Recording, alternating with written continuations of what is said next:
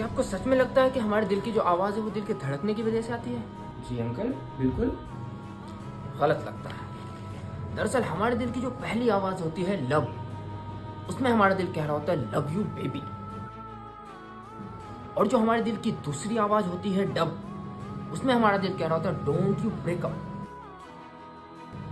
लेकिन उसके बाद भी जब हमारे दिल का ब्रेकअप हो जाता है तो हमारे दिल की तीसरी आवाज़ आती है, जो कि एक बहुत बड़े साइंटिस्ट ने डिस्कवरी करी थी। मैं नाम नहीं लूँगा, आप गूगल कर लेना। उसमें उन्होंने बताया था कि हमारे दिल के अंदर दरअसल गम बह रहा होता है, और वो गम आपको लगता है कि ब्लड बह रहा होता है, लेकिन वो गम जब बहुत ज़्यादा भर जाता है तो उस गम की ओवरलोड हो जाती है, जिसको डॉक्टर वॉल्यूम ओवरलोड बोलते हैं, और इसकी वजह से हार्ट फेलियर हो जाता है।